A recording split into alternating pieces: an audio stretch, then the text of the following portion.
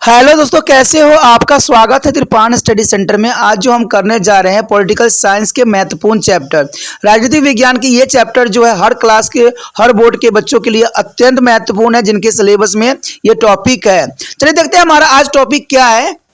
The one next topic is here is a fraternity and dignity, unity and integrated. There is the same word but difference here meaning and the very important meaning. In the backgrounds of the India is a multi-lingual, a multi-cultural and a multi-religious society. And the keeping in the view of the partition of the country, the frameworks of the constitution were very much concerned about their unity and integrated of our newly independent country. There was a need for the harmonious coexistence among the various religion, linguistics and cultural and economical group. Is the inclusion of the phase like a dignity of the individual is a fraternity is a among the people and unity and integrated of the nation. In the preamble highlight as such as a need. Here one fact, egalitarians means egalitarians is a society which feel concerned from to meeting the needs of all its member is known as the egalitarian society. There is the other meeting the need of all its member is known as a egalitarian society. On the egalitarian society, state is expected to reduce the inequalities among the citizens and fulfill minimum requirement of all. The preamble has a provide for a vision, the humanist which is the democratic, cellular and therefore the egalitarians and therefore the inspired of not begin to part of constitution. Their preamble has a way been a give due to respect and regarded by their court will the interpreting the constitution. हमारा जो अगला point है दोस्तों बहुत important है, जिसमें गरिमा, बंधुता, एकता और अखंडता। देखिए ये सारी बातें एक दूसरे से जुड़े हुए लग रहे हैं और इसका अर्थ देखिएगा तो बहुत ही अलग अलग आपको प्राप्त होगा। अगर बात करें हम भारत की बहुभाषीय, बहुसंस्कृति और बहुधार्मिक समाज की पृष्ठभूमि तथा देश के विभाजन के ध्यान में रखते हुए संविधान निर्माता एवं जो है नव स्वतंत्र राष्ट्र की एकता अखंडता के प्रति अत्यधिक चिंतित थे। विभिन्न धार्मिक, भाषाई, संस्कृति एवं आर्थिक समुदाय में समरस समानता पूर्ण जो है सह अस्तित्व के लिए इसी एकता अखंडता की आवश्यकता थी। इसी अवस्था के कारण जो है प्रस्तावना में व्यक्ति की गरिमा, जनता में बंधुता और भाव, राष्ट्र की एकता अखंडता के स्थान दिया गया था।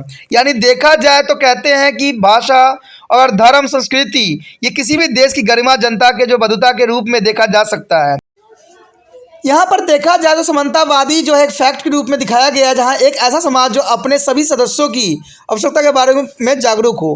कहते हैं कि समाज जो होगा प्रत्येक सदस्य की आवश्यकता के बारे में जागरूक होगा, उसे हम समानतावादी ही कहेंगे। यानी समानतावादी के आप बारे में जान चुके हो कि कोई भी समाज जो अपने सदस्यों की आवश्यकताओं के बारे में जानता है उसे हम समानतावादी कहते हैं। समानतावादी राज्य की आशा की जाती है कि वह अपने नागरिकों के बीच असमानताओं को कम करेगा, यानी असमानताएं जो है समाज में नहीं होना चाहिए तथा सभी को न्यूनतम आवश्यकताओं को पूरा भी करेगा। तो इन सब बातों को यहाँ पर विशेष ध्यान दिया जाता है। प्रस्तावना में एक मानवीय दृष्टिकोण अपनाया भी गया था जो लोकतांत्रिक एवं धर्मनिरपेक्ष के लिए था, इसलिए समानतावादी है। इसलिए प्रस्तावना का संविधान का एक हिस्सा नहीं होने के बावजूद भी न्याय संविधान की व्याख्या करते समय प्रस्तावना को एक विशेष आदर देते हैं।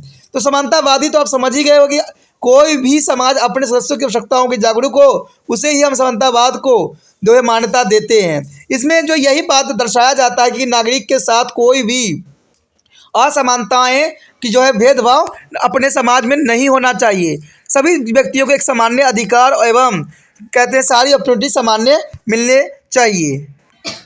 The our next topic is silent feature of the constitution. There is the most important topic for the exam view, and the silent feature here. So far you have read about the preamble to the Indian Constitution. In the subsequent is the paragraph you are going to the read about the silent feature of the India Constitutions, which directly and indirectly flow from to the preamble, indicating the faith of framers in their ideal, objective and goal of mentioned in our constitution.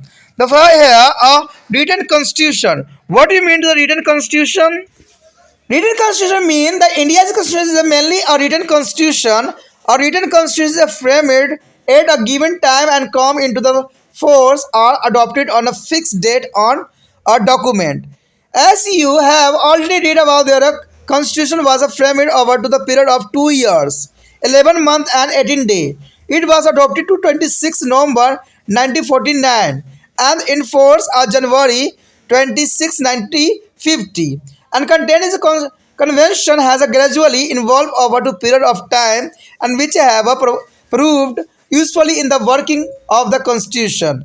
The British constitution is a example of written constitution. It is to be noticed thought there is the written constitution is a merely as a enacted and document. There could be a body or institutions which may be not be included in a constitution but from an important part of governance.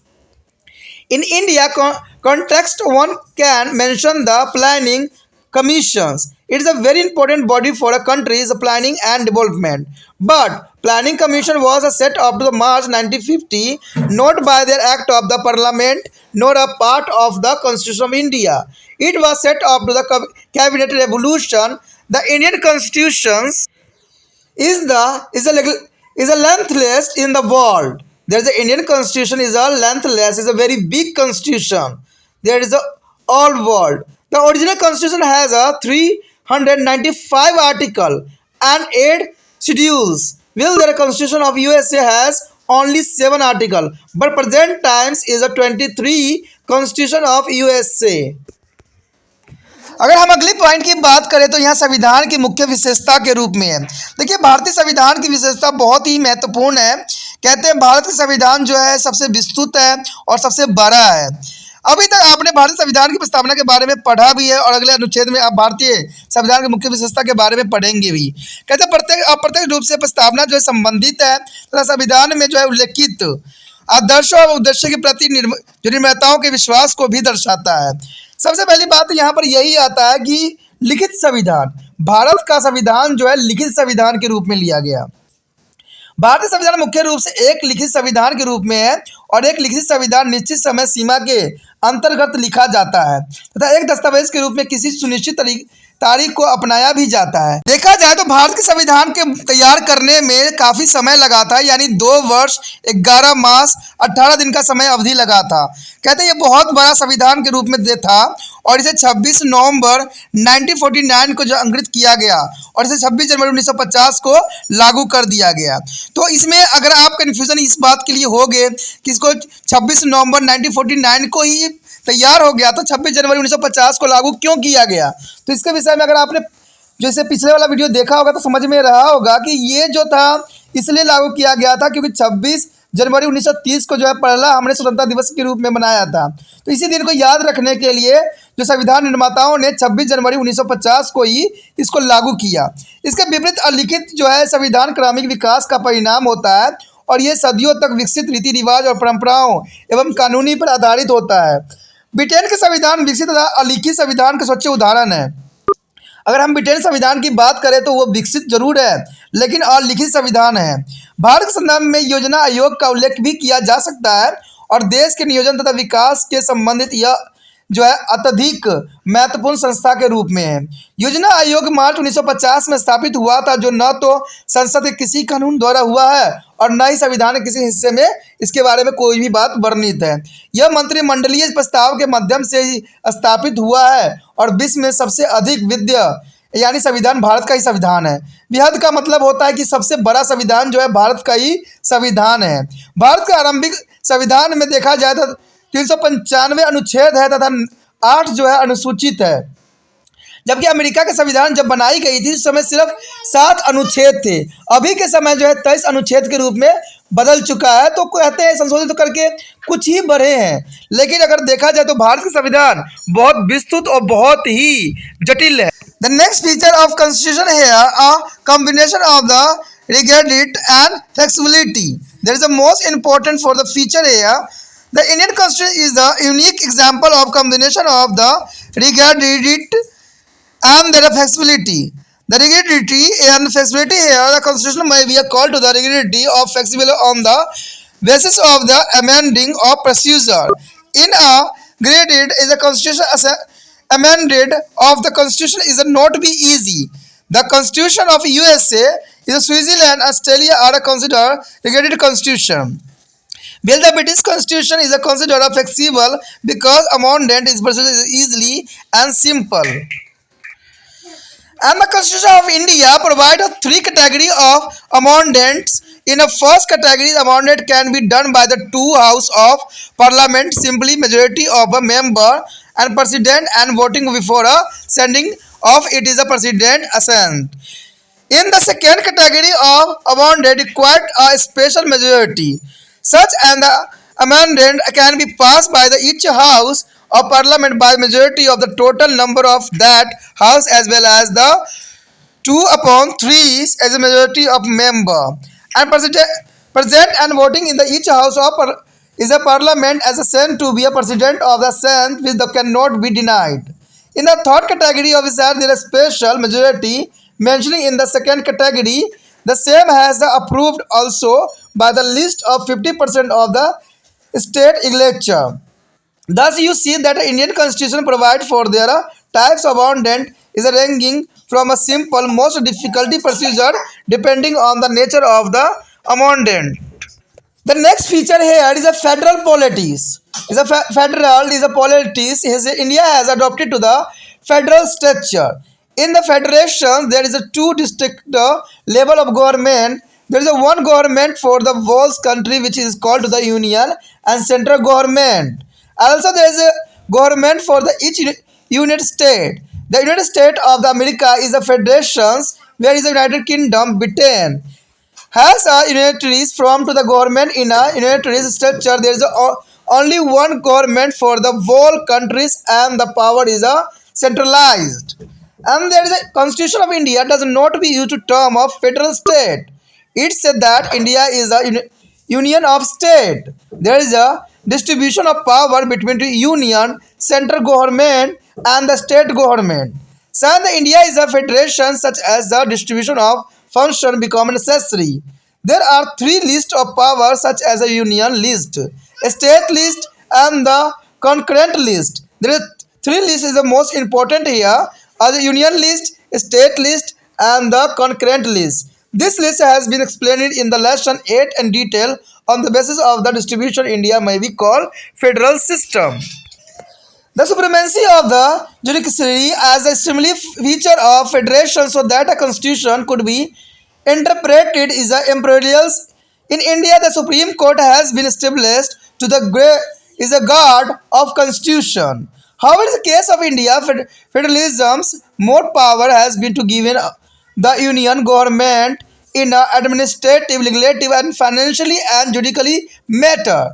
In fact, the India is a federal set up to stand out of the content of districtative's unitary feature. The maker of our constitution will be providing for a two set of government at the center and in the state provide for the division of power favoring to central government.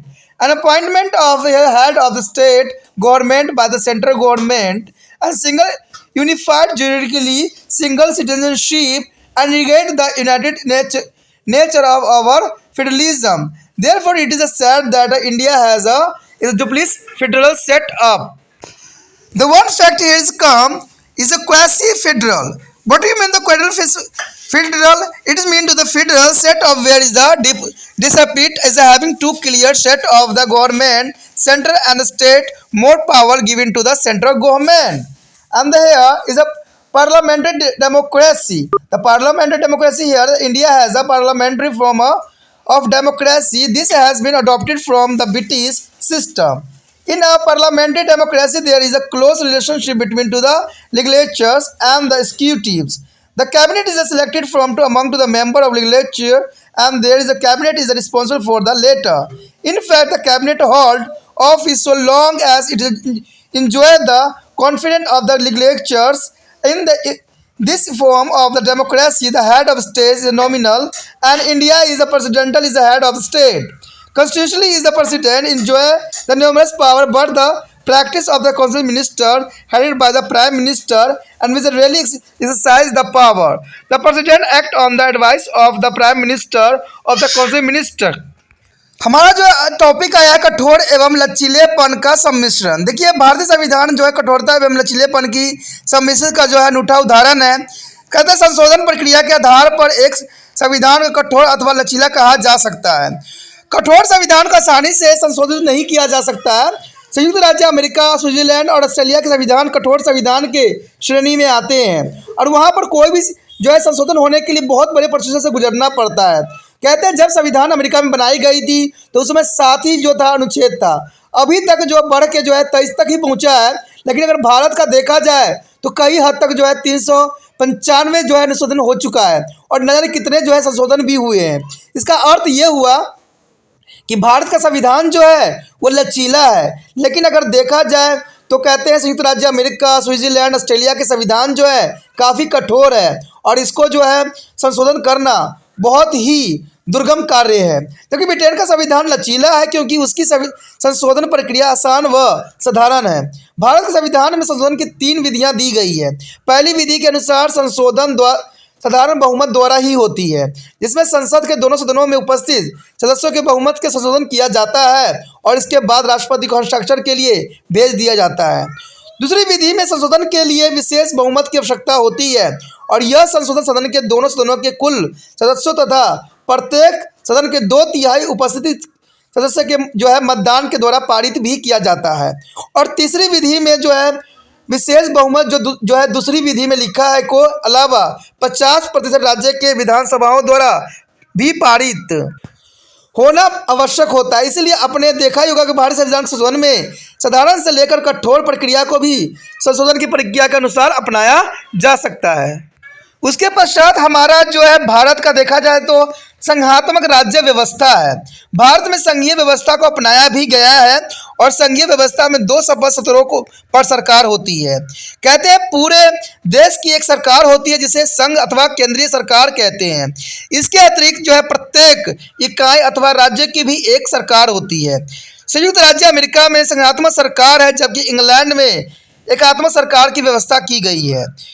एकात्मक जो प्रणाली में संपूर्ण देश की एक ही सरकार होती है जिसमें शक्ति केंद्रित होती है। भारतीय संविधान में संघीय राज्य का उल्लेख नहीं किया गया है। इसमें राज्य की सरकार के बीच शक्ति का बंटवारा किया गया है। भारत में संघीय सूची, राज्य सूची, समवर्ती सूची के नाम से 3 सूचियां दी गई है। 8वें भाग में इन सूचियों का विस्तार से उल्लेख भी किया गया है और इस संविधान के आधार पर भारत की संसदीय व्यवस्था भी कहा जा सकता है। यद्यपि भारतीय संघीय व्यवस्था में केंद्र सरकार का अधिक प्रशासनिक, वैधानिक और वित्तीय और न्यायपालिका संबंधी शक्तियां भी दी गई है। तो भारत जो है देखा जाए तो यहाँ पर हर तरह की शक्तियां जो है विद्यमान है। लेकिन अगर अमेरिका की हम बात करें तो वहाँ पर सारी शक्तियां जो होती है राष्ट्रपति के अंतर्गत ही होता है या कांग्रेस के पास होती है या उच्च न्यायालय के पास होती है। यानी अगर अमेरिका के संविधान जो है 3 शक्तियों के अंतर्गत ही कार्य करती है। लेकिन भारत में ऐसा नहीं है। भारत में ये 3 के अतिरिक्त भी बहुत सारे जगह पर शक्ति जो है बंटवारा हो जाती है। तो कह सकते हैं कि भारत में जो है देखा जाए तो प्रशासनिक, विधानिक, वित्तीय और न्यायपालिका समेत शक्तियां सब प्रदान किया गया है। भारत में कल्पित एकात्मक तत्व भी मौजूद होता है। इसलिए कहा जाता है कि भारत एक अर्धनात्मक संरचना वाला देश है। यदि बात हम करें अर्ध संघात्मक का क्या अर्थ है, देखिए अर्ध संघात्मक इसका अर्थ है कि 2 शपथ सरकार यानी केंद्रीय तथा राज्य के सरकार होने के बावजूद केंद्र सरकार को अधिक शक्ति प्रदान की गई है। देखिए केंद्र में भी शक्ति होती है, राज्य में भी शक्ति होती है और केंद्र सरकार जो होती है पूरे देश को कंट्रोल करती है। तो इसका मतलब है अर्ध संघात्मक सरकार का यही अर्थ निकलता है। न्यायपालिका की स्वच्छता भी संघ शासन की अनिवार्य विशेषता होती है जिससे संविधान की व्याख्या निष्पक्ष हो सके। भारत में संविधान की रक्षा के लिए सर्वोच्च न्यायालय स्थापित किया गया है। उसके पश्चात हमारे समक्ष है संसदीय लोकतंत्र। कहते हैं भारत में संसदीय लोकतंत्र का प्रावधान किया गया है और इसे ब्रिटिश शासन व्यवस्था को भी अपनाया गया है।